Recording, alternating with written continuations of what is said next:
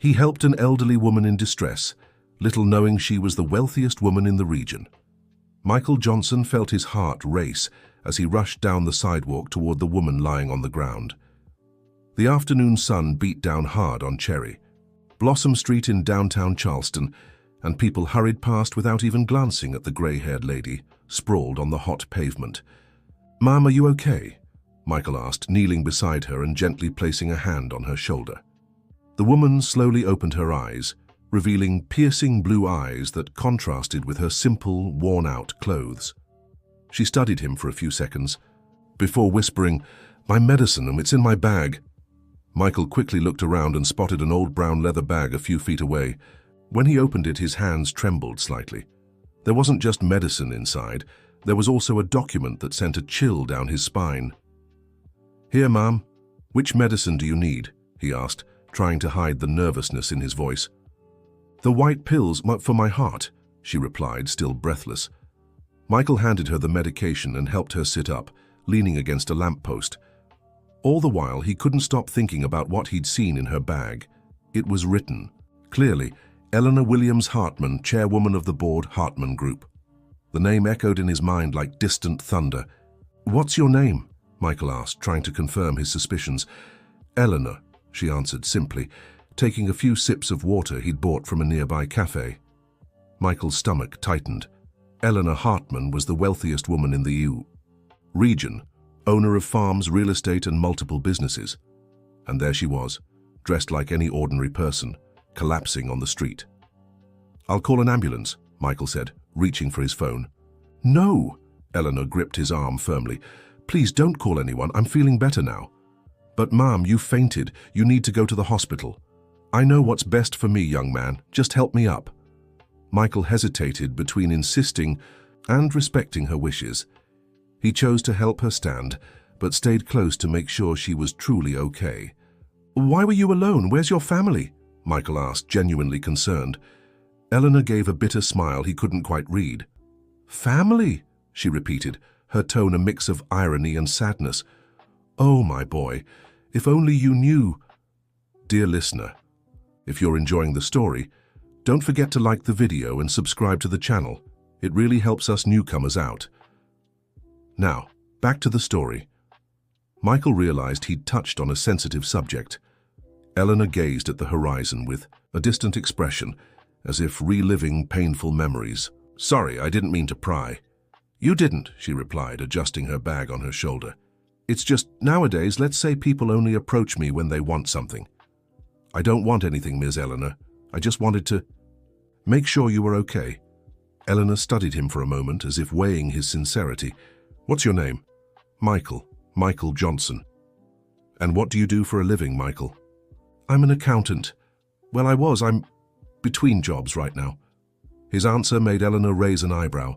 She noticed his well-kept suit, though slightly worn, and how carefully he'd treated her.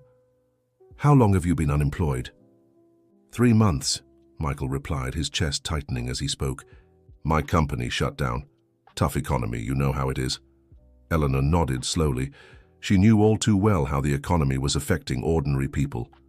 In fact, that was exactly why she was there, dressed simply, observing how people truly behaved when they didn't know who she was. "Do you have family, Michael?" "I have my mother. She's sick and needs expensive medication. That's why I'm desperately looking for work." Michael didn't know why he was telling all this to a stranger, but there was something in Eleanor's gaze that made him feel comfortable opening up. "And you can't find anything?" "It's complicated. Many companies want someone younger or with more international experience. I'm 34 and have worked my whole life here in the region." Eleanor stayed silent for a moment, processing everything Michael had said. She had come to that street precisely to observe how people acted when no one was watching. Over the past few months, she had been deeply disappointed by those around her. "Michael, may I ask you a personal question?" "Of course, Miss Eleanor." "Why did you stop to help me? Most people just walked right by." Michael thought for a moment before answering. "My mother always taught me that we should help people when they need it. It doesn't matter who they are or how they're dressed. Everyone deserves to be treated with dignity." Those words touched Eleanor deeply. It had been so long since she'd heard someone speak so sincerely about basic human values. Your mother sounds like a wise woman. She is. Even sick, she still gives me the best advice. Eleanor felt there was something special about Michael. It wasn't just his kindness, but the genuine way he cared for others, even while going through his own struggles. Michael, would you like to have coffee with me? I know a quiet place nearby. Of course, Miss Eleanor, but let me pay. It's the least I can do after all the worry I've caused you, Michael said, trying to coax a smile from her. No, the one who invites pays, Eleanor insisted. They walked to a small bakery on the corner. Eleanor chose a table in the back, away from curious eyes. She had a habit of observing everything around her, a trait she'd developed over years of running businesses. Tell me more about your mother, Eleanor asked, stirring sugar into her coffee. Her name is Sarah. She worked as a teacher before retiring. Now she has heart problems and diabetes. The medication costs almost $2,000 a month. $2,000? Eleanor couldn't hide her surprise. It's a lot of money, I know. Before, when I was working, I could pay for it without trouble. But now... Michael left the sentence hanging, clearly embarrassed. And you don't have other family who can help? I'm an only child. My father left us when I was 12. We never heard from him again. Eleanor felt a pang in her heart. Michael's story was affecting her more than she'd expected. She had started this test to observe human nature, but now she found herself deeply involved in this young man's situation. Michael, may I make you an offer? What kind of offer, Miss Eleanor? I need someone to help me with some tasks, organizing papers, paying bills, that sort of thing. Would you be interested? Michael was surprised. He hadn't expected a job offer from a stranger he'd just met on the street. What kind of tasks exactly? Well, I have some small businesses. Nothing too complicated, but I need someone who understands numbers and is organized. Eleanor was being deliberately vague. She didn't want to reveal who she really was yet. She needed to be sure Michael was the upright person he seemed to be. And what would the pay be? How about $3,000 a month to start? Michael nearly choked on his coffee. $3,000 was more than he'd made at his previous job. Miss Eleanor, that's very generous, but I don't even know what kind of work it would be. Do you trust me, Michael? Well, you seem like a good person, but we've only just met. Then let's do this. How about you work for a week as a trial? If it doesn't work out for either of us, we'll call it quits. No hard feelings. Michael thought of his mother at home, needing her medication. He thought of the overdue bills. He thought of all the job interviews he'd done without success over the last 3 months. All right, Miss Eleanor, I accept your offer. Eleanor smiled for the first time since they'd met. There was something in her smile that was both warm and mysterious. Wonderful, you can start tomorrow morning. Here's my address, she said, writing on a napkin. Michael looked at the paper, and his eyes widened. The address was on Magnolia Avenue, the most upscale neighborhood in Charleston. Only the very wealthy lived there. Ms. Eleanor, are you sure this is the right address? Yes, I am. Why do you ask? It's just, that's a very expensive area. I thought you... Thought I what, Michael? Well, from your clothes and being out alone, I assumed you were a simple person like me. Eleanor chuckled softly. It was exactly the reaction she'd expected. Appearances can be deceiving, my dear Michael. Things aren't always what they seem. That's true, Michael agreed, still processing the information. Then we'll meet tomorrow at 8 in the morning. Don't be late. Don't worry, Miss Eleanor. Thank you so much for the opportunity. They said goodbye at the bakery door. Michael walked home with a strange feeling. On one hand, he was happy to have found work. On the other, he sensed there was something Eleanor wasn't telling him. When he got home, he found his mother, Sarah, sitting in the living room armchair watching TV. How was your day, son? Mum, you won't believe what happened today. Michael told her the whole story, from the moment he saw Eleanor collapsed, on the street to the job offer. Sarah listened carefully, asking a few questions along the way. Michael, are you sure you want to take this job? Why do you ask, Mom? It's just, it all seems too convenient. You help a woman on the street and she offers you a job the same day. I thought about that too, Mom, but she said she needs help with paperwork and organization. I have experience with that. And the salary she offered, $3,000. Sarah fell silent for a moment. As a mother, she worried about her son's safety. As someone who needed expensive medication, she knew they couldn't afford to turn down an opportunity. "Son, just be careful. If you feel something's wrong, leave immediately." "Don't worry, Mum, I'll stay alert." That night, Michael had trouble sleeping. He kept wondering what kind of work Eleanor really wanted him to do.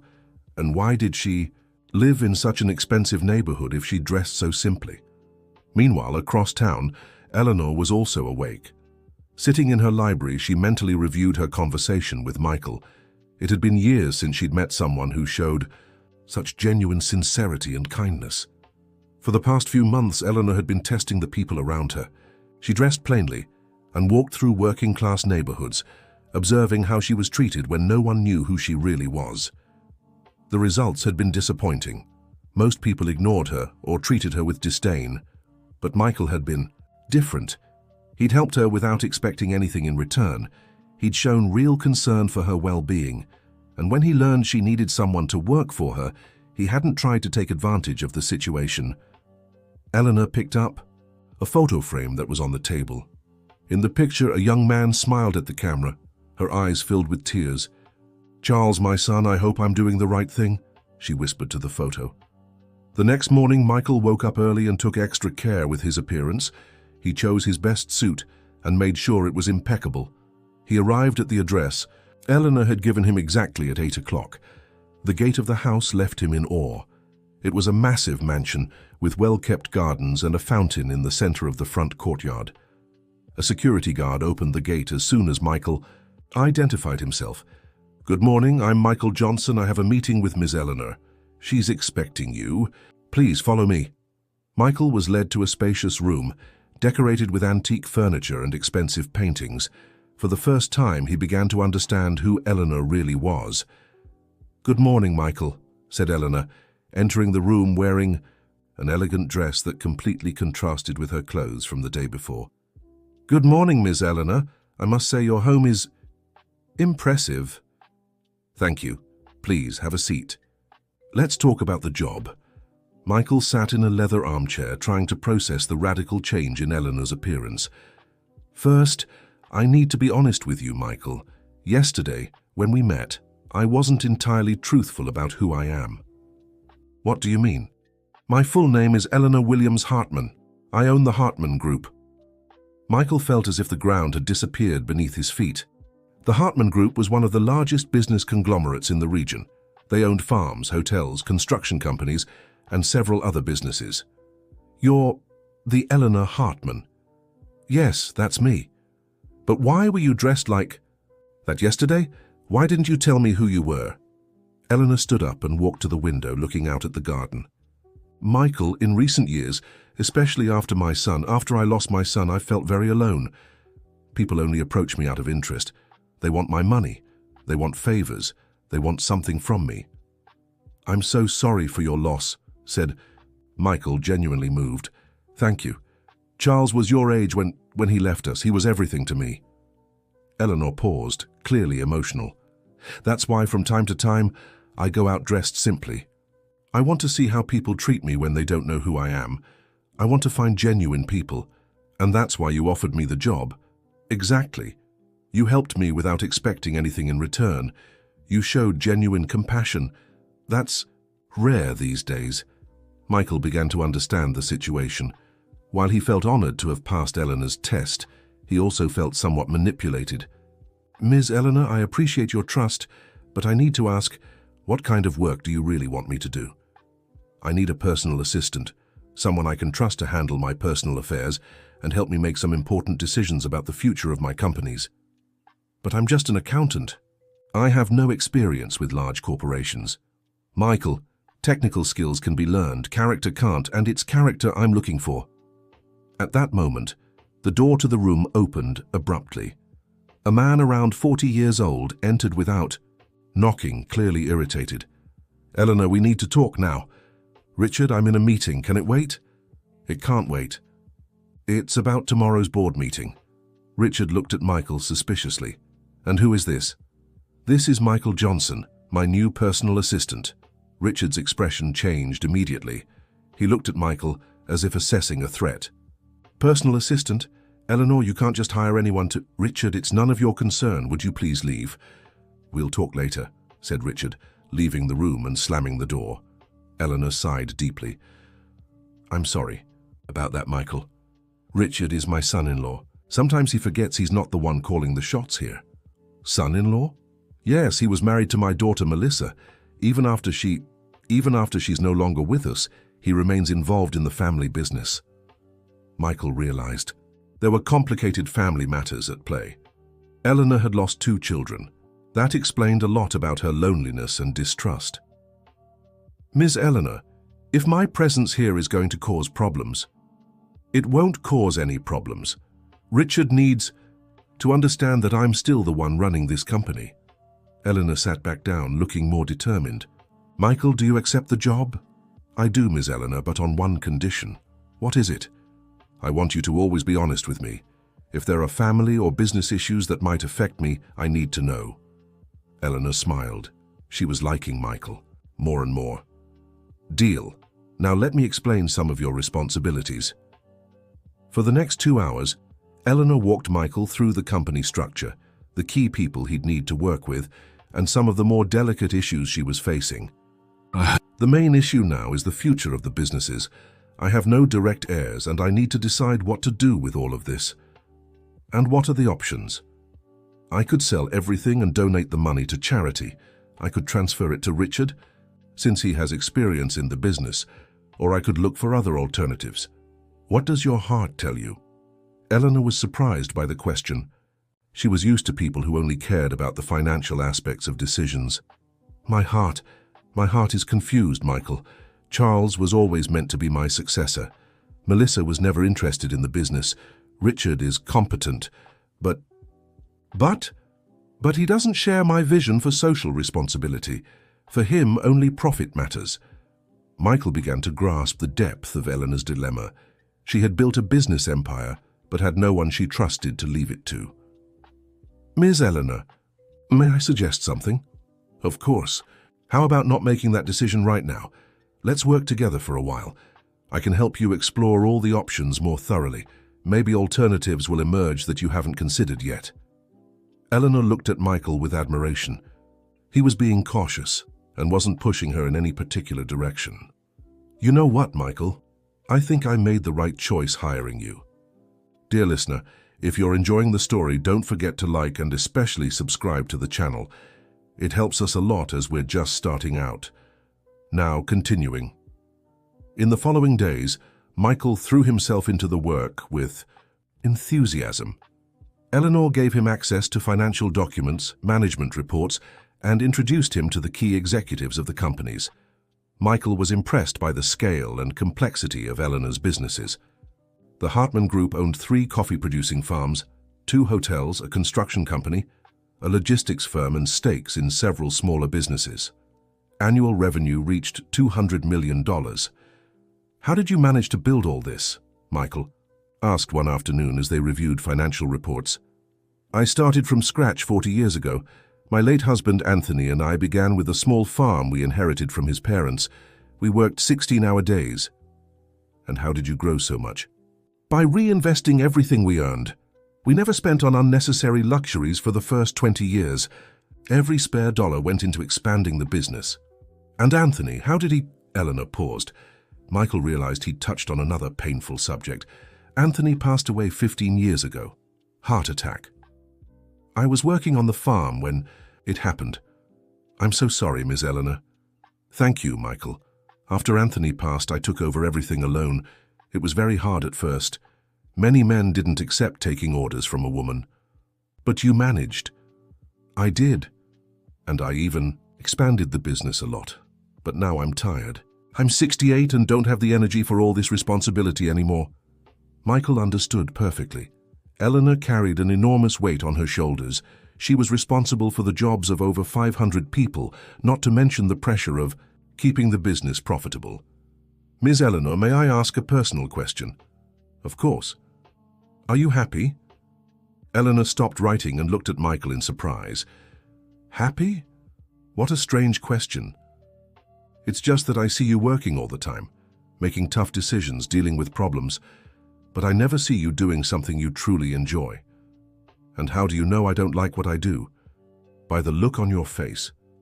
When you talk about business, it seems like you're fulfilling an obligation. I don't see passion. Eleanor fell silent for a few minutes. Michael had touched a wound she'd been trying to ignore for years. You're right, Michael. I'm not happy. I haven't been for a long time. Since when? Since I lost my son. Do you want to talk about it? Eleanor hesitated. It had been years since she'd spoken about Charles with anyone. But there was something about Michael that made her feel safe enough to open up. Charles was everything to me. He was smart, kind, full of dreams. He was finishing his business degree and wanted to work with me to modernize the companies. What happened to him? A car accident, 3 years ago. He was coming back from university when a truck lost its brakes on a downhill slope. What a terrible tragedy. The worst part is that we argued the day before. He wanted to invest in farm technology, implement sustainable agriculture systems. I thought it was too risky, too expensive. Eleanor began to cry. Our last conversation was an argument about money, and now all that money is worth nothing. Michael stood up and offered her a handkerchief. Miss Eleanor, I'm sure Charles knew you loved him. One argument about business doesn't erase years of love and care. You think so? I'm certain, and I bet he'd be proud seeing everything you've built. Eleanor smiled through her tears. Thank you, Michael. It's been a long time since I talked about this with anyone. Whenever you want to talk, I'll be here. That night, Eleanor reflected on the conversation she'd had with Michael. It was the first time in years someone had cared about her. Personal happiness, not just her business. The next morning, when Michael arrived at work, he found Eleanor different. She seemed lighter, more relaxed. Good morning, Michael. I slept very well last night. Thank you for our talk yesterday. I'm glad to hear that, Miss Eleanor. I've been thinking about what you said about me doing things I enjoy. And did you reach any conclusions? Yes. I want to implement some of Charles's ideas about sustainable agriculture. I know he'd be happy. Michael smiled. It was the first time he'd seen Eleanor speak about a project with genuine enthusiasm. That's a wonderful idea. Where do we start? First, I need to talk to the farm managers, and I'll also need to research available technologies. I can help you with the research. That would be great, Michael. They spent the next few days immersed in research about sustainable agriculture. Michael discovered he had a natural talent for organizing information and creating detailed financial analyses for the necessary investments. Michael, you're doing very well with this work, Eleanor said one afternoon. Thank you, Miss Eleanor. I'm really enjoying working here. And how is your mother doing? Much better, thank you. With the salary you pay me, I was able to buy all the medicine she needs. She's in much better spirits. I'm glad to hear that. I'd love to meet her someday. She'd love to meet you too, Miss Eleanor. At that moment, Richard walked into the room without knocking. Again, Eleanor, I need to speak with you about last month's financial reports. What about them? Some discrepancies I need to clarify. Richard looked at Michael with hostility. I'd prefer we speak in private. Michael is part of my team now, Richard. You can speak in front of him. Fine, I noticed you authorized extra expenses for the farms, equipment and consulting that weren't in the budget. They're investments for the Sustainable Agriculture project. Sustainable agriculture? Richard scoffed. Eleanor, you can't just throw money at sentimental projects. Sentimental? Eleanor's voice sharpened. You know very well this was Charles's project. You're making emotional decisions, not rational ones. Michael could tell Richard had struck a nerve. Eleanor was visibly shaken. Richard, you have no right to question my decisions. I absolutely do. As a member of the board, it's my duty to protect the company's interests. And what would those interests be, in your opinion? Maximizing profits, cutting unnecessary costs, focusing on what works. Michael couldn't stay silent. Excuse me, but investments in sustainability aren't unnecessary costs. They're investments in the future. Richard turned to him angrily. Nobody asked for your opinion. You've worked here less than a week. Richard, Eleanor reprimanded. Michael has every right to be part of this conversation. Eleanor, you're letting this accountant influence major decisions. That's dangerous. The only danger here is your resistance to change, Richard. The tension in the room was becoming unbearable. Michael decided to step in. How about we do a full financial analysis of the project? I can prepare a report showing the costs, benefits, and expected return on investment. Richard laughed sarcastically. You think that'll change anything? If the numbers show the project is viable, then yes, it should. And if they show it isn't? Eleanor looked at Michael, waiting for his answer. Then I'll recommend we don't proceed with the investment. Richard was surprised by Michael's response. He'd expected him to support Eleanor no matter what. Fine, Richard said. Do your report. But I want real data, not optimistic estimates. You got it? After Richard left, Eleanor turned to Michael. Are you sure you want to do this analysis? What if the numbers really show the project isn't viable? Ms. Eleanor, my job is to give you the best guidance possible. That means being honest, even when the truth is uncomfortable. Eleanor smiled. Once again, Michael had shown his integrity. Then let's move forward with the analysis. Michael spent the next 3 days conducting a thorough study on the Sustainable Agriculture Project. He consulted experts, researched similar cases, and prepared detailed financial projections. When he finished, he called Eleanor to present his findings. So, Michael, what's the verdict? Ms. Eleanor, I'll be direct. The project is more expensive than we initially thought. Eleanor's heart sank. Maybe Richard had been right. But, Michael continued, the long-term returns are excellent. Within 5 years, the investment not only pays for itself, but generates profits 30% higher than current methods. How so? Sustainable agriculture reduces costs for chemical, fertilizers, pesticides, and water. Plus, organic products fetch better prices in the market. Eleanor felt a surge of joy. So the project is feasible. Not only is it feasible, but it's highly advisable. The only caveat is that it requires a high initial investment and patience to wait for the results. Michael, you've just given me the best gift I could have received. How so? You've shown me that I can honor Charles's memory and still make a good deal. It's exactly what he would have wanted. At that moment, Richard entered the room. So, what was the outcome of the analysis? The project is highly viable, replied Michael, handing a copy of the report to Richard. Richard skimmed the document, his expression shifting as he read further. Are these numbers correct?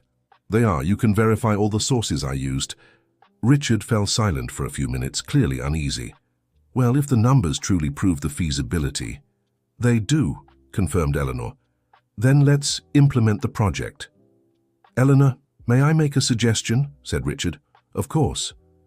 How about we start with just one farm, as a pilot project? Michael was surprised. It was a sensible suggestion from someone who had until now seemed only stubborn. That's a good idea, Michael agreed. This way we can test it in practice and adjust as needed before expanding.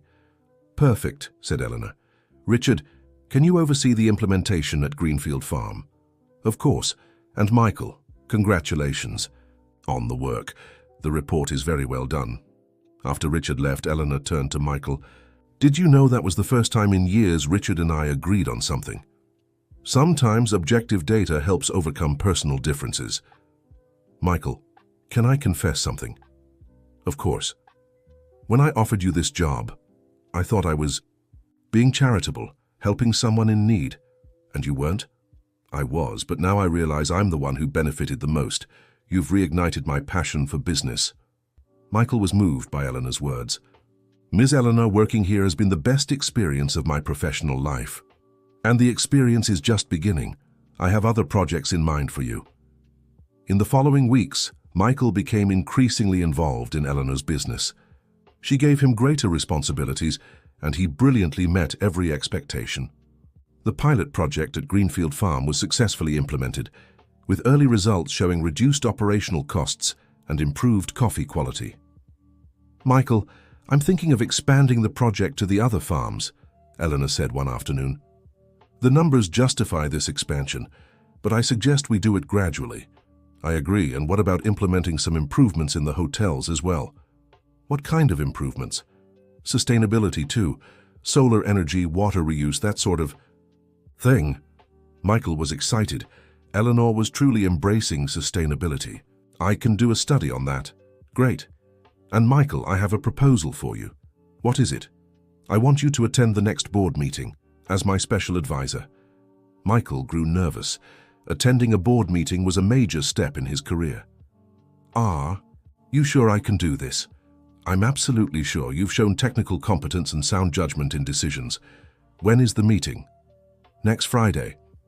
Michael spent the following days preparing intensively. He studied all recent financial reports, researched the other board members, and prepared presentations on ongoing projects. On the morning of the meeting, Eleanor noticed Michael's nerves. Relax, Michael. You're prepared. What if I say something foolish? You won't, I trust you. The meeting took place in the conference room at Hartman Group headquarters. Besides Eleanor and Richard, 3 other board members were present. Dr. Frank, the company's lawyer, Ms. Margaret, head accountant, and Mr. August, representative of the investors. Everyone, I'd like to introduce Michael Johnson, my new special advisor, said Eleanor. They all greeted Michael politely, but he noticed some skepticism in their expressions. The meeting began with Richard presenting the financial results of the last quarter. The numbers were good, but could be better. We have some challenges ahead, said Dr. Frank. The competition is growing and we need to innovate to maintain our market position. That's exactly why we're implementing the sustainability projects, said Eleanor. Sustainability is just a trend, Eleanor, commented Mr. August. What matters is profit. Michael saw an opportunity to join the conversation. Excuse me, Mr. August, but sustainability isn't a trend. It's an economic necessity. How so? Consumers are increasingly willing to pay more for sustainable products. Plus, sustainable companies have lower operational costs in the long run. Do you have data to back that up? Asked Ms. Margaret. Michael opened his folder and handed out copies of a report he had prepared. Here are market studies showing that 78% of consumers prefer sustainable products, even paying up to 15% more for them. The board members were impressed by the quality of Michael's data. These numbers are convincing, admitted Dr. Frank, and we have the pilot project at Greenfield Farm to prove the theory works in practice, added Michael. How are the results there? Asked Mr. August. Richard answered, better than expected. A 25% reduction in operational costs and a 12% increase in coffee selling prices. So, do you support expanding the project? Eleanor asked Richard. I do. Michael did an excellent job with the financial analysis. Mr. August turned to Michael. Young man, how long have you been here? 3 weeks, sir. And you're already presenting projects to the board? Michael felt he was being tested. Mr. August, my job is to provide the best possible information to support the company's decisions, regardless of how long I've been here. Good answer, said Mr. August, smiling. I support expanding the sustainability projects. The meeting continued for another 2 hours. Michael actively participated in the discussions, always with well-founded data and practical suggestions. When the meeting ended, Eleanor was beaming. Michael, you were brilliant. Thank you, Miss Eleanor. It was an incredible experience. Dr. Frank wants to talk to you, said Eleanor, pointing to the approaching lawyer. Michael, congratulations on your presentation. Very professional. Thank you, Dr. Frank. Can I ask you a personal question? Of course. What are your plans for the future? Do you intend to stay as an advisor, or do you have other ambitions? Michael wasn't expecting that question. My focus right now is doing the best job I can for Ms. Eleanor. I haven't thought much beyond that. I see. Well, if you ever want to discuss growth opportunities, I'm available. After Dr. Frank walked away, Eleanor approached Michael. What did he want? I think he was probing about my future plans. And what are they? Ms. Eleanor, can I be honest? Always. I'm very happy working here. I feel I can truly contribute to the company's growth. I don't want to be anywhere else. Eleanor smiled emotionally. Michael, you have no idea how important it is to hear that. Why? Because I'm thinking of making you my successor. Michael nearly fell out of his chair. Successor? Ms. Eleanor, I don't think I understand. You do? I'm getting old, Michael. I need someone to carry on my work, and you've shown exactly the qualities I'm looking for. But Ms. Eleanor, I don't have the experience to run a company this size. Experience can be learned. Character can't, And you have character. Michael fell silent, processing the weight of Eleanor's words. You don't have to give me an answer now, Eleanor said. Think it over, talk to your mother, and let me know when you're ready. Dear listener, if you're enjoying the story, don't forget to like and especially subscribe to the channel. It helps us a lot as we're just starting out. Now, back to the story. That night, Michael came home completely stunned. Sarah noticed right away that something important had happened. Son, you seem different. What happened? Michael told his mother everything. The board meeting, the praise from the other directors, and Eleanor's offer. My goodness, Michael, this is unbelievable. I know, Mom. I can't believe this is happening to me. And what did you say? I told her I needed time to think. It's a huge responsibility, Mom. Sarah got up from her chair and hugged her son.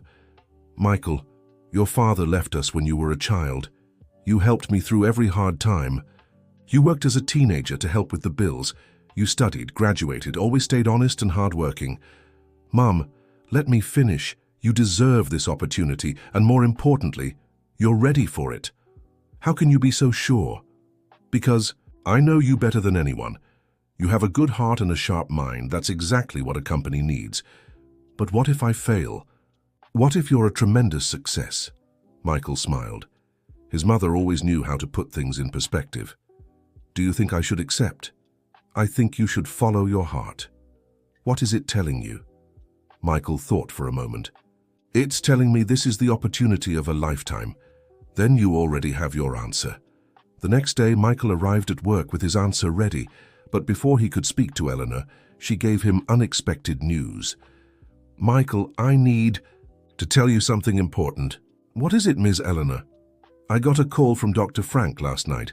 He wants to hire you for his law firm. Michael was surprised. He offered me a job? He did. Junior partner, $15,000 salary, profit sharing.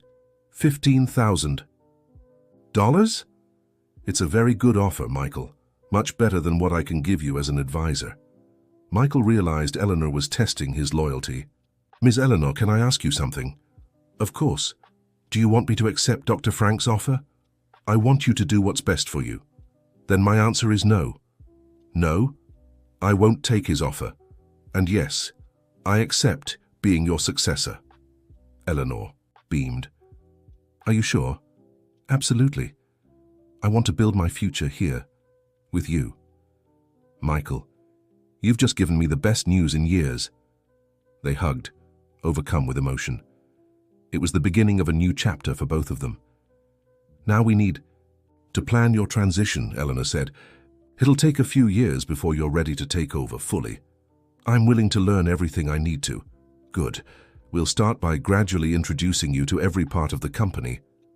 In the weeks that followed, Michael began immersing himself in every sector of the Hartman Group. He spent time at the farms, learning about coffee production. He visited the hotels, studying the hospitality business. He examined the operations of the construction and logistics divisions. Each day, Michael grew more impressed by the complexity and scale of Eleanor's empire. At the same time, he started understanding the challenges she faced. Ms. Eleanor, can I make a suggestion? Always. I think we need to make the company management more professional. How so? Many decisions still depend on you personally. That puts too much on your shoulders and could be risky if something were to happen. Eleanor grew thoughtful. You're right. I've always wanted to oversee everything myself. I understand why, but with the companies growing, that's no longer sustainable. What do you suggest? Creating management boards for each company, with autonomy to handle operational decisions. And how do we ensure the decisions align with our vision? By setting clear policies and holding regular review meetings. Eleanor liked the suggestion. It was exactly the kind of strategic thinking she expected from her successor. Let's implement this idea. Can you oversee setting up these boards? Absolutely. Michael threw himself into reorganizing the administrative structure of the Hartman Group. He created procedure manuals, defined management policies, and established performance metrics for each department. The work was complex, but Michael loved the challenge. He felt he was truly contributing to the company's future. Michael, you're transforming our company, Eleanor said one afternoon. It's a team effort, Ms. Eleanor. Everyone is contributing, including Richard. He's been a great help to you. It was true. After their initial friction, Richard had become a key ally. His operational expertise perfectly complemented Michael's strategic vision. Richard is very capable. I've learned a lot from him. And he's learned from you, too. Yesterday, he told me your ideas on modern management are excellent. Michael was pleased to have earned Richard's respect. Speaking of Richard, he mentioned something about a hotel expansion proposal. Yes, he wants to build a third hotel in the Aspen area. What do you think? I'm considering it. The tourism market is strong, but the investment is high. Could I do a financial analysis of the project? Of course, Richard has all the data. Michael met with Richard to discuss the Aspen Hotel project. The proposal was ambitious. An 80-suite luxury hotel with a spa and convention center. The total investment would be $25 million, Richard explained. That's a lot of money. What's the expected return? Our calculations show an 8-year payback. Michael analyzed the numbers carefully. The project was viable but risky. Richard, the project is interesting, but I think we can improve the numbers. How? What if we brought in investor partners? We'd reduce our risk and gain additional expertise. That's a good idea. Do you know any potential partners? I can look into it. Dr. Frank likely has contacts in the hotel industry. They spent the next few days drafting a partnership proposal for the new hotel. Michael applied everything he'd learned about corporate structures. When they presented the plan to Eleanor, she was impressed. You've thought of everything. Well done. Thank you, Ms. Eleanor, Richard said. The partnership idea was Michael's. Michael, you keep surpassing expectations. I'm just applying what I've learned these past weeks. And you're applying it very well. The hotel project was approved. Its approval marked a pivotal moment in Michael's career, the first time one of his ideas led to a major business decision. Michael, may I speak with you privately? Eleanor asked once Richard left the room. Of course. I'm considering making a public announcement about your role in the company. What kind of announcement? Officially naming you as Executive Vice President. Michael was speechless. Ms. Eleanor, it's recognition for the excellent work you've been doing. But I haven't even been here 2 months. And in 2 months, you've shown more competence and dedication than many people do in years. Michael was moved but also concerned. And how will others react? Especially those who've worked here longer. Those who deserve it will support you. Those who don't matter. Ms. Eleanor, I accept the promotion, but I'd like to make a suggestion. What is it? How about we promote others too? Richard could be operations director. Ms. Margaret could be financial director. Eleanor smiled. You're thinking like a true leader, concerned about the team's growth. A company is only strong if every level is competent. Perfect. We'll announce the promotions at the next board meeting. The news of the promotions caused quite a stir in the company. Most employees were happy with the changes, especially since Michael had become popular among the staff. Mr. Michael, congratulations on the promotion, said Ms. Carroll, the company secretary. For 20 years. Thank you, Ms. Carroll, but I'm still the same Michael as always. That's what we admire most about you. You haven't changed a bit since you arrived. Comments like that repeated throughout the week. Michael had earned the employees' respect through his humility and dedication. But not all reactions were positive. Mr. August approached Eleanor for a private conversation. Eleanor, are you sure about promoting Michael? Absolutely. Why do you ask? 2 months is too short to fully evaluate someone. August, in 2 months, Michael has done more for the company than many do in years. I understand your enthusiasm, but I suggest caution. What kind of caution? Checking references, confirming skills, that sort of thing. Eleanor was slightly irritated by the suggestion. August, are you doubting my judgment? No, Eleanor. I'm just advising prudence. Michael has already proven his competence in practice. I don't need further confirmation. Mr. August realized Eleanor wasn't willing to change her mind. All right, Eleanor, it's your decision. But Mr. August wasn't satisfied. He decided to investigate Michael's past on his own. Meanwhile, Michael remained focused on his work, unaware of the doubts he'd stirred. His main concern was living up to the trust Eleanor had placed in him. "Mom, sometimes I'm afraid I'm dreaming," Michael told Sarah one evening. "Why, son? Everything's happening so fast. 3 months ago I was unemployed and now I'm a company vice president. And you think you don't deserve it? I don't know if I deserve such a big opportunity." "Michael, stop undervaluing yourself. You've worked hard, studied, always been honest.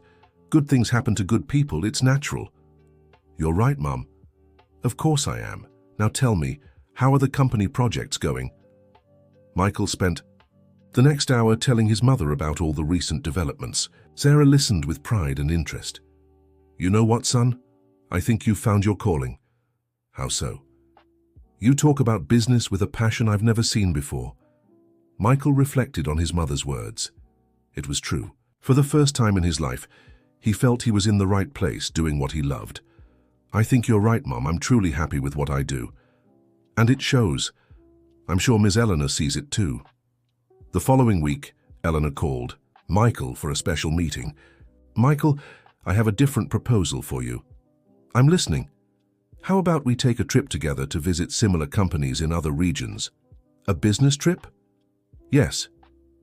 I want you to see how other family businesses handle leadership transitions." "That's an excellent idea. Where will we go?" "I thought we'd start with the Shenandoah Valley. There are several successful family businesses there." "When would we leave?" "Next week, if you agree." "I completely agree. It'll be an incredible learning opportunity." The trip was scheduled to last 5 days. They would visit 3 different companies, each with distinct family management styles. "Michael, this trip will be important for your development as a future leader," said Eleanor. "I'm eager to learn. And I'm eager to see how you handle different business environments." Michael realized the trip would be another test. Eleanor was constantly assessing his leadership ability. "Miss Eleanor, may I ask you something?" "Of course." "Do you still have doubts about my capability?" Eleanor was surprised by the direct question. "Why do you ask that?" "Because I feel like I'm constantly being tested." Eleanor smiled. "Michael, these aren't tests. They're development opportunities. I want you to be prepared for all the challenges ahead. I understand and I appreciate all your dedication. Don't thank me. It's an investment in the company's future." On the day of the trip, Michael prepared carefully. He chose his best clothes and organized study materials about the companies they would visit. "Ready for our business adventure?" Eleanor asked when they met at the airport. "Absolutely ready and very excited." The flight to Raleigh took just an hour. During the trip, Eleanor shared more details about the companies they would visit. The first company is in the metalworking industry, an Italian family that came to the United States in the 1950s. "And what's their succession situation?"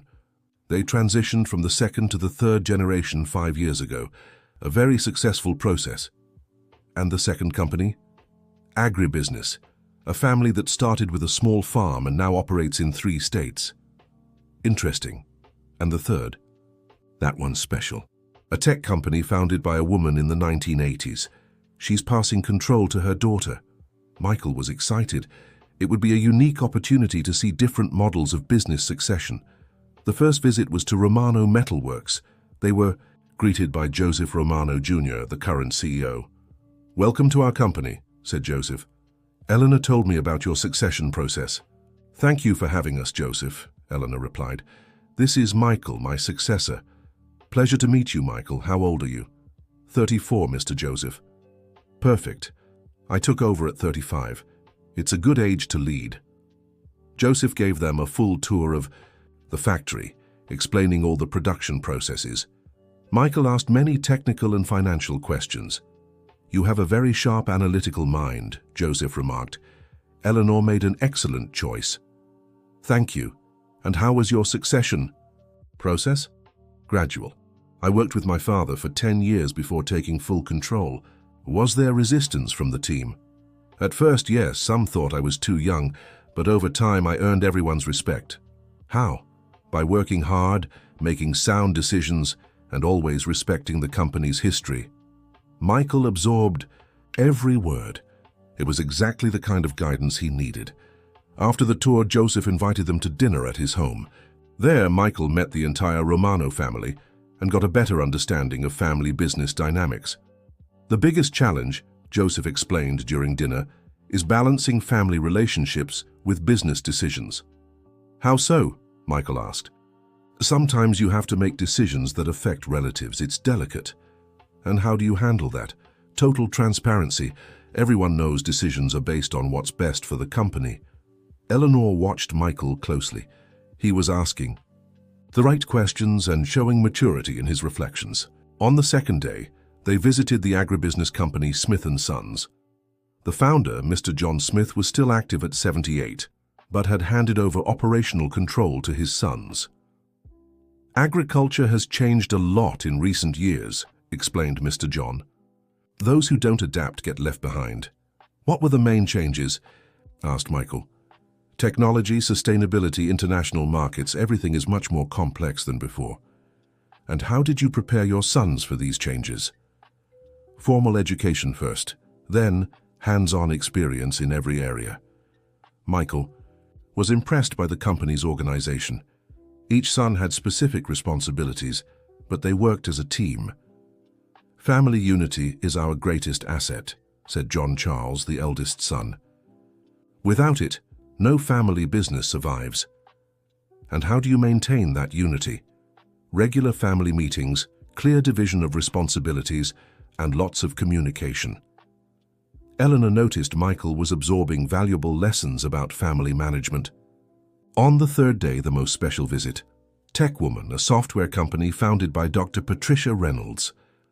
Eleanor, what a pleasure to see you again, said Dr. Patricia as she greeted them. The pleasure is mine, Patricia. This is Michael, the one I told you about. Ah, the famous successor. I've heard so much about you. Michael was surprised. He didn't know Eleanor had spoken about him to others. Nice to meet you, Dr. Patricia. Just call me Patricia. We're informal here. Patricia's company was impressive. It occupied a modern building with 200 employees developing software for businesses. How did the idea for the company come about? Asked Michael. Necessity. In the 1980s, few companies had computerized systems. I saw an opportunity. Was it difficult as a woman in the tech industry? Very difficult.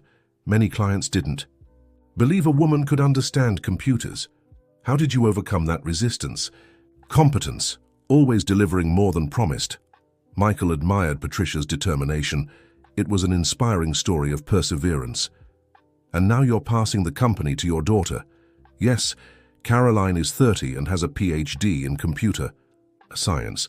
She's more prepared than I was when I started. How is the transition going? Gradual. She's taking on bigger projects. In 2 years, she'll take over completely. Michael spent 2 hours talking with Caroline about the challenges of succession from the successor's perspective. The hardest part, explained Caroline, is establishing your own professional identity without denying the company's history. How so? People always see me as Patricia's daughter. I have to prove I have my own competence. And how do you do that? By working hard and bringing innovations. I show that I respect the past, but also think about the future. Michael completely related to Caroline. Both were facing the challenge of succeeding businesses led by highly respected leaders. On the flight back, Eleanor asked Michael about his impressions of the trip. It was incredible, Ms. Eleanor. I learned so much about different succession models. Which company impressed you the most? Each one for different reasons, but I think I related most to Caroline. Why? Because she's in the same situation as me, taking over a company founded by someone very capable. And what were the main lessons? That succession is a process, not an event. It needs to be gradual and well planned. Anything else? That competence is more important than family ties, and that respecting the past is essential to building the future. Eleanor smiled, satisfied. Excellent reflections, Michael. You're on the right path. Thank you, Ms. Eleanor, and thank you for making this experience possible. It's an investment in our future. When they returned to Charleston, an unpleasant surprise awaited them. Mr. August had scheduled an urgent board meeting for the next day. "What do you think he wants?" asked Michael. "I don't know, but it can't be good. August only calls urgent meetings when he's worried about something." "Worried about what?" "Probably about you." Michael felt a chill in his stomach. "About me? Why?" "August is conservative. Rapid changes make him nervous. And what could happen at the meeting?" "I don't know, but whatever it is, we'll face it together." The morning of the meeting, Michael woke up with a bad feeling. Sarah noticed her son's concern. "What's going on, Michael?" "Urgent board meeting today. I think they'll question my position in the company." "Why would they do that?" "Maybe they think things are moving too fast." "Son, you haven't done anything wrong. You've worked hard and achieved excellent results." "I know, Mom, but corporate politics don't always follow logic. Be strong and trust yourself. The truth always prevails." At the company, Michael found Eleanor already in the meeting room, looking tense. "Good morning, Miss Eleanor." "Is everything all right?" "August called me early. Said he has important matters to discuss." "What kind of matters?" He didn't specify, but from his tone it's not good news. The other board members gradually arrived. The atmosphere was visibly tense. "Good morning, everyone," said Mr. August, entering last. "Thank you for coming." "August, can you explain the reason for this urgent meeting?" asked Eleanor. "Of course, it's about Michael." All eyes turned to Michael, whose heart began to race. "What about Michael?" asked Eleanor defensively. "Eleanor, I did some digging into his past, and I found concerning information." "What kind of information?" asked Dr. Frank. Mr. August opened a folder and distributed documents to those present. Michael was fired from his previous company. He didn't leave because the company closed. Michael felt his blood run cold. How had Mr. August found out? Furthermore, Mr. August continued, there are records showing he tried to sue his former company for wrongful termination. Eleanor looked at Michael with an expression mixing surprise and disappointment. "Michael, is this true?" Michael knew it was time to be completely honest. "Yes, it's true, but I can explain." "Then explain," said Mr. August, crossing his arms. "I was fired because I questioned irregular financial practices at the company. When I refused to participate in tax evasion schemes, I was let go." "And the lawsuit?" asked Ms. Margaret. "I filed a lawsuit because the termination was clearly retaliatory, but I dropped it later." "Why did you drop it?" asked Dr. Frank. "Because I preferred to seek a new opportunity rather than fight the past." The silence in the room was uncomfortable. Michael knew his credibility was being questioned. "Eleanor," said Mr. August, "don't you think this information is relevant?" "It is," Eleanor replied, visibly shaken. "Michael, why didn't you tell me this before?" "Because I was afraid you wouldn't trust me." "And you'd be right not to," said Mr. August. "Who's to say he won't do the same thing here?" "Mr. August," Michael replied, "I questioned illegal practices. Any person of integrity would do the same. Or any troublemaker who likes to stir up drama." Eleanor was clearly torn. On one hand, she admired Michael for standing up to illegal practices. On the other, she felt betrayed that he hadn't been completely honest. "Eleanor," said Richard, speaking for the first time, "may I give my opinion?" Of course. "I've known Michael for a few weeks. In all this time, he's shown absolute integrity. If he questioned illegal practices, it was because he was right." "Thank you, Richard," said Michael, surprised by the support. "But," Richard continued, "he should have told us this from the beginning." "I agree," said Dr. Frank. "Honesty is fundamental in leadership positions." Eleanor stood up and walked to the window, clearly deep in thought. "I need some time to think about this," she finally said. "Eleanor," said Mr. August, "I suggest we postpone Michael's promotion until we fully clarify this situation." "No," Eleanor replied firmly. "Michael made a mistake by not telling me everything, but that doesn't erase the excellent work he's done here." "Eleanor, you're making emotional decisions again," Mr. August insisted. "I'm making decisions based on facts, and the fact is that Michael has been exceptional in his work." Mr. August realized he wouldn't change Eleanor's mind at that moment. "Very well, but I'll note my disagreement." The meeting ended with a tense atmosphere. After everyone left, Eleanor and Michael remained alone in the room. "Michael, I need to ask you a direct question." "Of course, Miss Eleanor. Is there anything else about your past I should know?" "No, that was the only complicated situation I've faced professionally." "And why didn't you tell me sooner?" "Because I was afraid of losing this opportunity. It was the best thing that ever happened to me." Eleanor took a deep breath. "Michael, I understand your reasons, but trust is the foundation of any business relationship." "I know, and I apologize for not being completely open from the start. I accept your apology, but this can't happen again." "It won't. I promise full transparency moving forward." "Good, then let's keep working together." Michael felt immense relief. "Thank you for your understanding, Ms. Eleanor." "Don't thank me. Just prove you deserve the trust I'm placing in you." In the following days, Michael worked with even more dedication. He knew he was being closely watched and that any mistake could be used against him.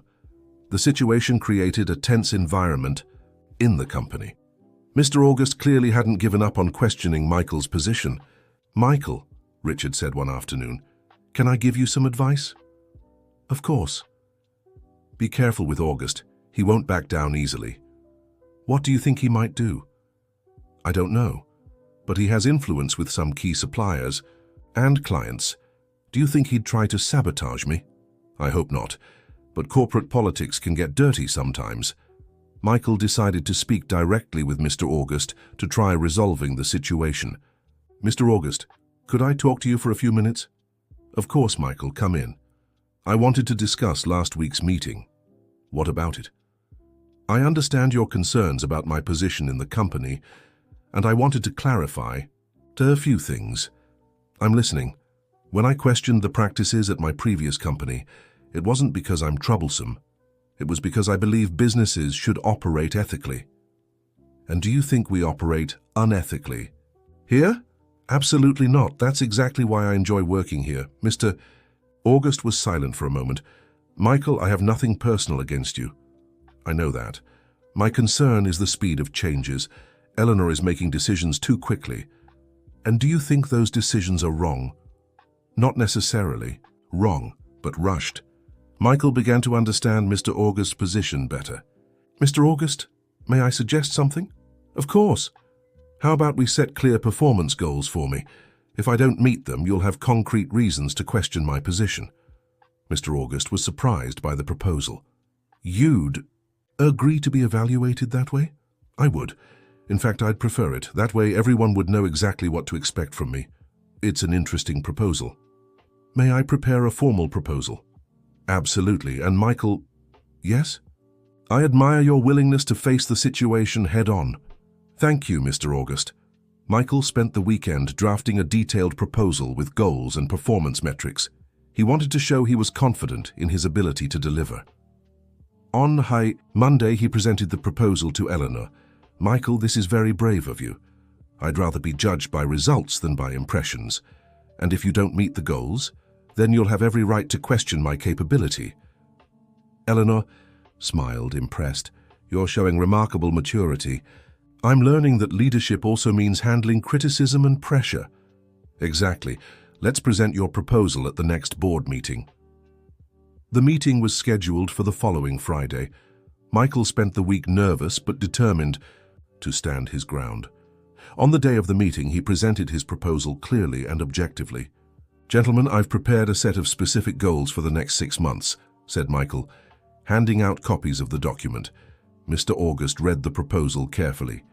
"These goals are quite ambitious, Michael. They're challenging, but achievable, with hard work. And if you don't succeed, then I'll acknowledge I'm not ready for the position." Ms. Margaret spoke up. "Michael, I admire your courage. Few executives would agree to such specific targets." "Thank you, Ms. Margaret." Dr. Frank also praised the initiative.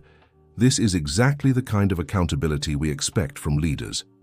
Mr. August still seemed hesitant. "The goals are clear, but how do we ensure the evaluation will be fair?" "I suggest hiring an external consultant," Michael replied. Everyone was surprised by the suggestion. "An external consultant?" Eleanor asked. "Yes, someone with no ties to the company who can objectively assess whether the goals were met. Mr. August smiled for the first time since meeting Michael. Now you're speaking my language. I accept the proposal. The other board members also approved. Michael had turned an adverse situation into an opportunity to prove his competence. Very well, said Eleanor. The goals are approved. Michael, you have 6 months to prove your worth. Thank you for the opportunity. I won't let you down. The meeting ended on a much more positive note. Michael had regained the board's trust through transparency and his willingness to be evaluated. In the following months, Michael worked tirelessly to meet the set goals. The first challenge was to increase farm profitability by 15%. Richard, I need your help with the farms, said Michael. How can I assist? I want to implement some operational improvements I saw on our trip. What kind of improvements? Automating some processes, optimizing logistics, better quality control. Richard liked the ideas. Together, they developed a detailed improvement plan. Michael, these ideas could really make a difference, said Richard. I hope so. My future with the company depends on it. You'll succeed, I'm sure of it. The improvements took 2 months to implement. Results quickly followed, productivity rose, and costs dropped significantly. The second challenge was to expand hotel revenue by 20%. Michael decided to focus on digital marketing and service improvements. Ms. Carroll, I need your help with the hotel project, said Michael. Of course, Mr. Michael, what do you need? Let's hire a digital marketing firm and implement customer service training. That's a good idea. The hotels need modernizing. The hotel improvement project was also a success. Bookings increased by 25% in 3 months. Eleanor closely followed Michael's progress. She was impressed by his ability to execute. Michael, you're exceeding all expectations. We still have 3 months ahead, Miss Eleanor, but it's already clear you'll meet all the targets. I hope so, but I'd rather not count my chickens before they hatch. Your humility is one of your best qualities. In the 4th month, Michael faced his biggest challenge, an unexpected issue at one of the farms. A pest had attacked the coffee plantation, threatening production. Michael, said Richard, concerned, we have a serious problem at Greenfield Farm. What happened? Coffee berry borer. If we don't act fast, we could lose 30% of the crop. Michael felt a chill in his stomach. Losing production would mean missing his targets. What are our options? Traditional chemical treatment or biological control? What's the difference? Chemicals are faster but harm organic certification. Biological is slower but sustainable. Michael had to make a tough call. Chemical treatment would secure his targets but go against the sustainability principles he had championed. Let's go with biological control. Are you sure it's riskier? I'm sure. I won't compromise our values for personal goals. Richard smiled in admiration. That's the answer I was hoping to hear. The biological treatment worked, but cost 2 precious weeks. Michael had to work tirelessly to make up for lost time. Miss Eleanor, I need to tell you about the issue at the farm. Richard already filled me in and about your decision too. What do you think? I think you made the right call, even knowing it could hurt your targets. Values matter, more than numbers. Exactly. And this proves you're ready to lead this company. By the 5th month, Michael was on track to meet all his targets, but the biggest challenge remained, developing a 5-year strategic plan. This plan will shape the company's future, said Eleanor. No pressure. I understand the responsibility, Ms. Eleanor. How do you plan to approach it? By listening to all stakeholders, employees, clients, suppliers, the community. That's an interesting approach. I believe a good strategic plan should reflect everyone's expectations. Michael spent a month visiting every company, unit, talking to employees and gathering feedback. He also interviewed key clients and community representatives. Mr. Michael, no one's ever asked our opinion about the company's future, said John, a farm worker. Well, now you're being asked. What do you think we could improve? I think we could invest more in training, learn new techniques. Michael carefully noted every suggestion. He wanted the strategic plan to be truly participatory. When the interviews ended, Michael had a wealth of material. He spent 2 weeks analyzing the data and drafting the plan. Eleanor, I've finished the strategic plan. said Michael, handing over a 50-page document. Impressive. Can you walk me through the key points? Of course. The plan has 5 pillars: sustainability, innovation, people, community, and sustainable growth. Explain each. Michael spent 2 hours detailing every aspect. Eleanor was struck by the depth and breadth of his work. Michael, this is one of the best strategic plans I've seen. Thank you. I wanted to incorporate everyone's vision, and you succeeded brilliantly. In the 6th month, the final evaluation arrived. The external consultant conducted a thorough review of all targets. The meeting was scheduled for a Friday. Michael was nervous but confident. Ladies and gentlemen, said the consultant, I have carefully analyzed all the goals set for Michael. Everyone eagerly awaited the results. The outcome is 100% of the goals were met or exceeded. Michael felt immense joy. Eleanor smiled proudly. Furthermore, the consultant continued, I'd like to highlight the exceptional quality of the strategic plan Michael developed. Mr. August stood up. Michael, I want to apologize for the doubts I had about you. No need to apologize, Mr. August. Your doubts motivated me to do my best. You've demonstrated technical competence and, more importantly, personal integrity. Thank you, that means a great deal coming from you. Eleanor stood up, visibly moved. Michael, officially, you are confirmed as my successor. Everyone applauded. Michael was fulfilling a dream he didn't even know he had. Ms. Eleanor, I promise to honor the trust you're placing in me. I know you will. The news of Michael's confirmation spread quickly through the company.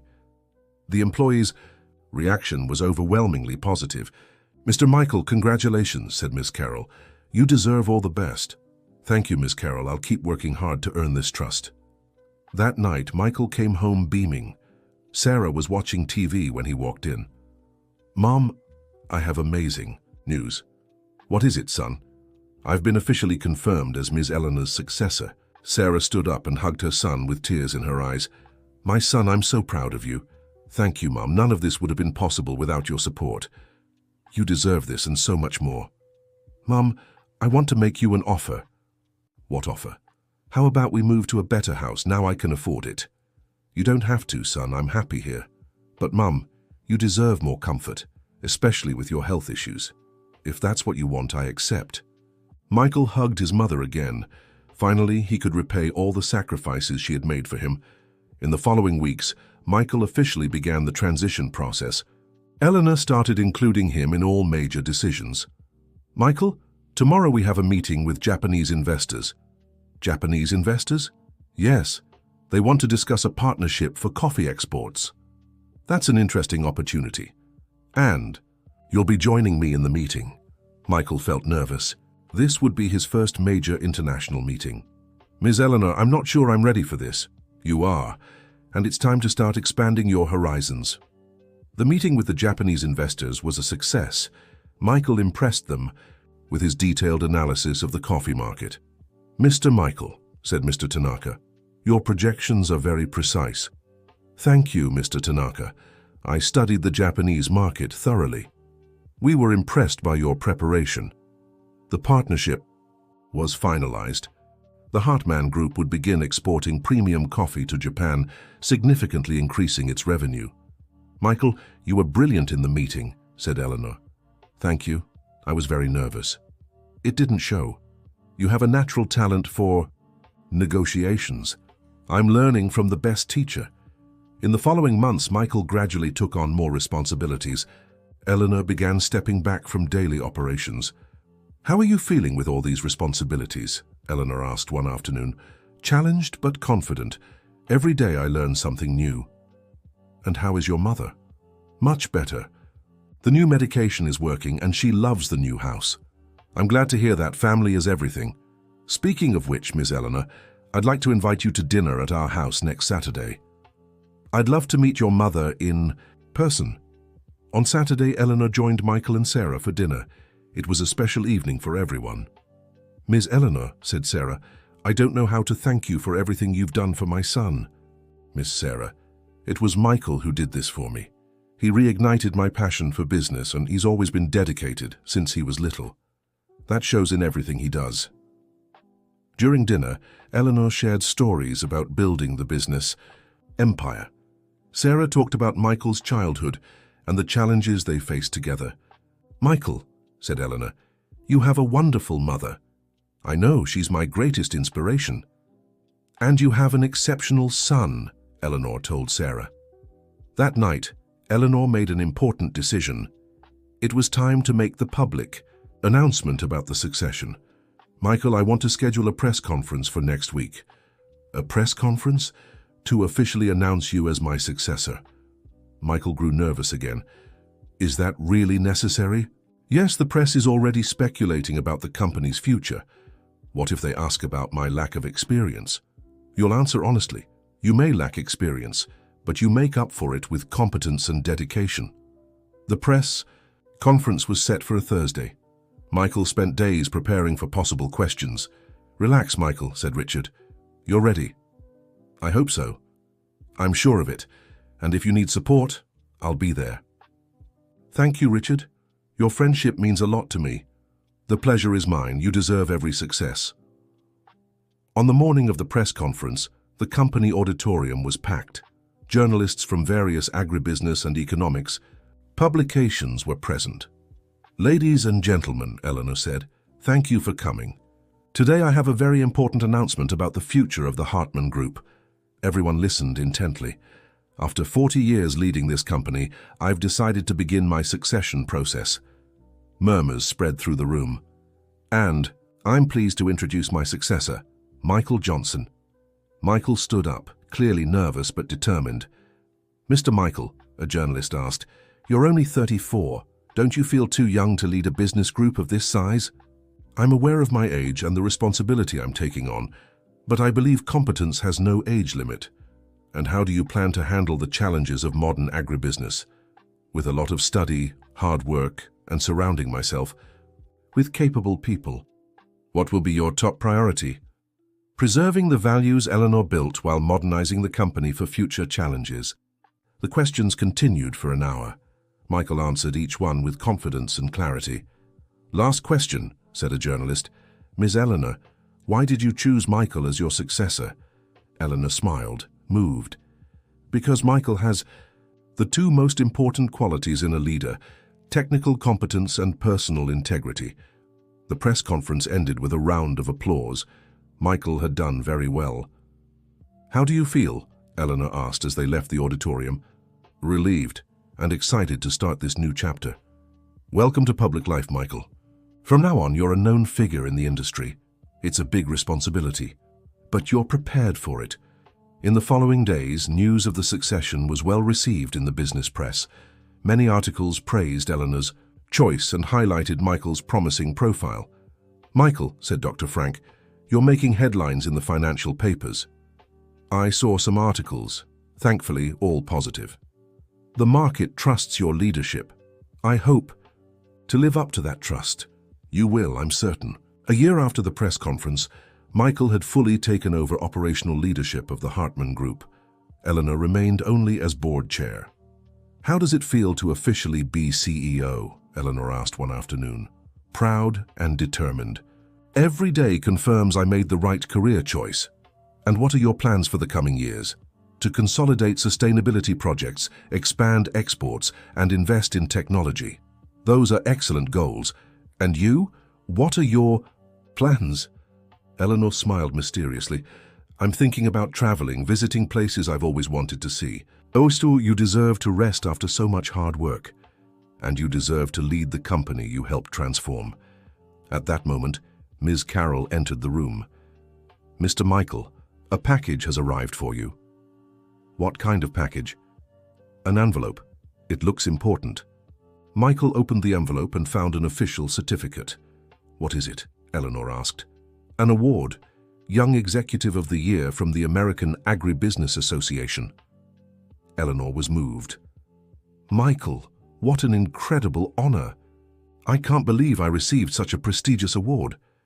"You deserve this recognition and so much more." The award ceremony took place a month later in New York City. Michael was accompanied by Eleanor, Sarah, and the entire company team. "Ladies and gentlemen," the host announced, The Young Executive of the Year award goes to Michael Johnson, CEO of the Hartman Group. Michael stepped onto the stage, visibly moved. He looked into the audience and saw Eleanor applauding, proudly. "Thank you for this award," Michael said into the microphone. "I'd like to dedicate it to 3 special people: my mother Sarah, who taught me values; Eleanor Hartman, who gave me an opportunity; and all the employees of the Hartman Group who make our work possible." The audience rose in applause. It was an emotional moment for everyone. 2 years later, the Hartman Group had become a benchmark for sustainability in American agribusiness. Revenue had grown by 40%, and the company had won several environmental awards. "Michael," Eleanor said one morning, "I want to tell you something important. I'm listening. I'm donating 80% of my shares to a foundation that will support young entrepreneurs." "What a wonderful decision, Ms. Eleanor. And the other 20% I'm transferring to you." Michael was stunned. "Ms. Eleanor, I can't accept this." "Yes, you can. You've transformed this company into something far greater than I ever imagined. But Ms. Eleanor, no arguments. The shares are yours." Michael hugged Eleanor, overcome with emotion. "Thank you for everything. For believing in me when I didn't even believe in myself. Thank you for bringing me the joy of working again." 5 years after the day they met on the street, Michael and Eleanor celebrated the highest profit in the Hartman Group's history. The company now operated in 5 countries and was considered a model of sustainable management. "You know something, Michael," Eleanor said, watching the company's activity through the window. "What?" "Sometimes I think it was fate that brought us together that day." "I think the same thing. If you hadn't fallen ill exactly on that street, and if you hadn't been kind enough to stop and help, our story could have been completely different. But it wasn't. And look how far we've come." Michael glanced around the office. The walls were lined with photos of their achievements over the years: the opening of the Sustainable Factory, the International Social Responsibility Award, the visit from the Japanese ambassador. "Ms. Eleanor, can I confess something?" "Of course. That day I helped you was the best day of my life, even with all the success that came after. Even then. Because that's when my life truly began." Eleanor smiled, moved. "Mine too, Michael, mine too." Just then Sarah walked into the office. At 72, she was healthier than ever and had become a constant presence in the company. "How are my 2 favorite executives?" Sarah asked with a smile. "Mum, you're not an employee here. You don't have to call us executives." But I like to joke that I work here. I oversee the Employee Family Assistance Program." "And you do a wonderful job," said Eleanor. "The families adore you." "It's my way of giving back for all the good you've done for us." Michael looked at the 2 most important women in his life. Eleanor, who had given him the chance to fulfill his dreams. Sarah, who had taught him the values that brought him here. "Do you know what makes me proudest in this whole story?" Michael said. "What?" asked Eleanor and Sarah together. "That we've proven kindness and competence can go hand in hand, that it's possible to succeed without losing your humanity. That's the greatest lesson we can leave behind," Eleanor agreed. "And the greatest legacy we can pass on," Sarah added. At that moment, Richard walked into the room carrying a cake. "Sorry to interrupt, but today marks exactly 5 years since you first met." "5 years already?" Michael said, surprised. "Time flies when you're happy," Eleanor replied. Everyone gathered around the cake. Richard had called the company's top executives for the small celebration. "I'd like to propose a toast," said Dr. Frank, raising his coffee cup. "To Michael and Eleanor, who taught us that the best business ventures begin with an act of kindness. And that true success is measured not just by profit, but by the good we do for others," added Miss Margaret. "Cheers," they all said together. When the little celebration ended and everyone left, Michael and Eleanor remained alone in the room, watching the sunset through the window. "Michael, I have one last confession to make." "What is it?" "That day when I fell ill on the street, it wasn't entirely an accident." "What do you mean?" Eleanor grinned mischievously. "I really wasn't feeling well, but when I saw you coming to help, I pretended it was worse than it actually was." "Why?" "Because I wanted to test if you were truly as kind as you seemed. And you exceeded all my expectations. Michael laughed heartily. So from day one you were testing me? I was. And you passed every test with flying colors. And if I had failed any of them? Then our story would be different. But you never failed, Michael. Never. They sat in silence for a few minutes, reflecting on everything they had built together. Miss Eleanor, what will you do now that you're officially retired? I'll travel the world, experience different cultures, maybe even write a book about our story. It would be a wonderful book. And you? What are your dreams now? To keep growing the company without losing our essence. And who knows, maybe one day find someone special to start a family with. I'm sure you will. Good men like you deserve happiness in every part of life. Just then, the secretary announced over the intercom that a journalist was waiting to interview Michael about the company's growth.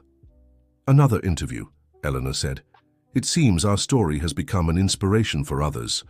And it should. It's proof that miracles happen when we least expect them. Michael stood to greet the journalist. Miss Eleanor, thank you for changing my life. Thank you for changing mine, Michael. When the journalist entered the room, Michael greeted her politely. Good afternoon, I'm Michael Johnson. Pleasure to meet you, Mr. Johnson. I'm Melissa Smith from Agribusiness and Sustainability magazine. How can I help you? I'd like to write a feature on your journey, how an unemployed accountant became CEO of one of the largest agribusiness companies in the United States. Michael smiled. It's a long story. Are you sure you have the time? I have all afternoon. Then let's start from the beginning. 5 years ago, I was walking down Cherry Blossom Street when I saw an elderly woman collapsed on the ground. And so, Michael began telling once more the story that had changed his life forever. The story of how a simple act of kindness can transform the fate of two people and create a legacy that lasts forever. Eleanor listened from the next room, smiling as she remembered every detail of that first encounter. How life can be surprising when we least expect it. How the best opportunities can come disguised in the simplest moments. And as Michael recounted his journey to the journalist, the sun set outside, marking the end of another day at the company that had been born from a chance meeting on an ordinary afternoon. A company that now employed over 1,000 people was a benchmark in sustainability and would continue to grow under the leadership of someone who had learned that true success always begins with a generous heart. End of story. And now, dear listeners, we'd love to know, what did you think of this story of perseverance and kindness?